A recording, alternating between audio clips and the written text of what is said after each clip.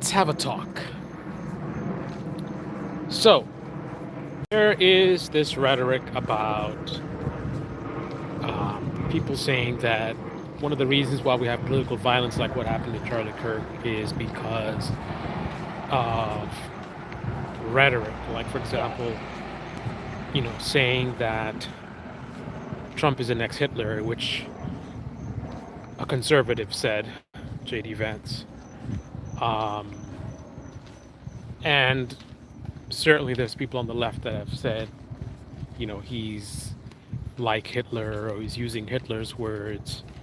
Of course, dishonest actors won't make the distinction between saying he's using Hitler's words versus saying he actually is Hitler, but regardless, that's been said. And in particular, the term fascist, saying that, Trump is a fascist or folks on the right, MAGA is a fascist movement.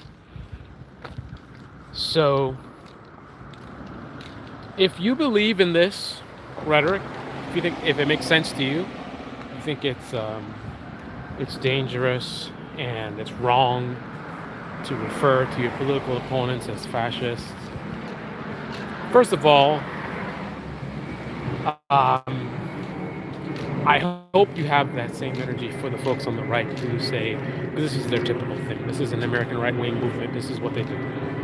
It's Pee Wee Herman. I know you are, but what am I? I know you are, but what am I? So it's like, you can't call people fascists. That's wrong. It's dangerous. And then it's like, you guys are the fascists. This is actual fascism.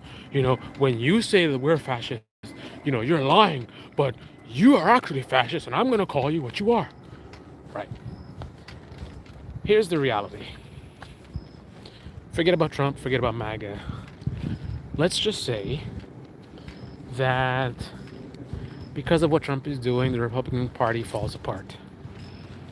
And a actual fascist starts a political movement, and they somehow are able to form a political party.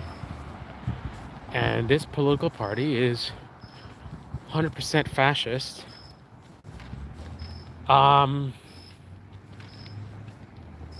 just want to understand, would it be inappropriate to call this fascist movement fascist? Would that be inspiring violence? And how would you deal with that? Like, so you would argue that MAGA is not fascist, Trump is not fascist. Fine. But if in the future we actually have an actual true 100% fascist movement and they get political power, and if some strange reason we're able to be on the same page, that whether you're conservative or you're liberal or whatever it is, we all agree that this is a fascist movement. If that happens in the future, right? Actual fascist movement in this country. How are we supposed to talk about it? Right? Because if the argument is that, calling your political opponents fascists leads to violence and it's wrong and it's inappropriate and you're demonizing the other. So, once again, if we actually have a movement where that description is accurate, how do we talk about it? What do we call them? That hey, that's what this movement is, but we're not going to call them that because we don't want to lead to violence.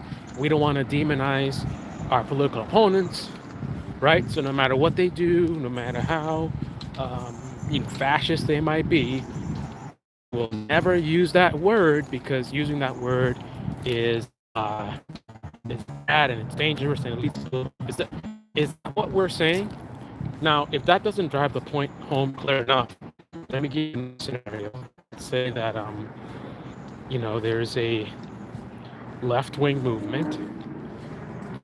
It is a communist movement, 100%. Not communist in the way that typical American conservatives call communists, right? Ironically, the same people who say we shouldn't call people fascists because it leads to violence, they do the equivalent by calling people who are progressive communists or people who are liberal communists, right? That's the game they play. But regardless, let's say there was an actual 100% hardcore communist movement in this country. Let's say Mandani was actually a communist, and he was looking to get rid of uh, private ownership. That was his plan, and he had a lot of support. There were a lot of like actual 100% communist people that were talking about we're going to get rid of all the private industry. We're taking over supermarkets. We're taking over the car dealership. Taking over everything. It's all going to be this is communist utopia, right? So, as a conservative, seeing this happen, seeing Mandani being an actual communist and he wins, and they are going after and trying to dismantle all the private businesses. What are you guys supposed to do to discuss this movement? So Mandani is, in this scenario, an actual communist, and he builds an actual communist party, right? Let's say he leaves the Democratic Party, he forms this Communist Party of America or something like that, and they're legit talking about not just a few grocery stores. They're talking about shutting down all private industry, 100% communist. I mean, it's a funny question to ask because they're already calling people communists who aren't even communists. Like, that's the thing. People who are mislabeling people as extremists, right? So you're just a liberal. They will mislabel you communist socialist, right? These are the same people who are upset that you are referring to people who are extreme with an extreme label, right? There's people who just want, free healthcare and they want fair wages and things like that, right? That's not extreme, right? You may disagree with it, it's not extreme. They refer to them as communists and socialists, but a movement that is currently setting up a president to be like a king, where the entire Republican Party is like letting him do whatever he wants to do. They're not using their power to regulate his power. It was written into the way that this country was built by the founders, right? He's big government, putting military in other states. He's doing all this craziness, right? And they're just allowing him to do it, right? So, once again, if there were an actual communist party in this country, would you guys not? So you'll call a liberal a communist, but you wouldn't call an actual communist a communist because that would be too, what's the word? That would be too divisive. Okay. I got you. I think I got you. I got you. Makes sense. So the reason why we have this violence is because people are saying their political opponents are Nazis. But the reality is only one side is allowed to describe the other side in their opinion accurately.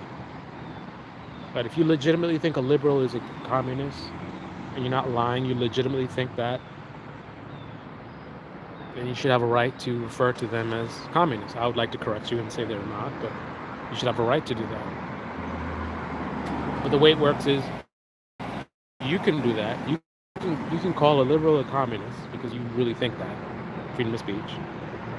But folks on the left shouldn't use the words that they feel are appropriate to the people they're talking about. So if you're a left-winger and you generally feel that someone is a fascist, you shouldn't say that, right? You should look at them and be like, this looks like fascism. This person looks like a fascist.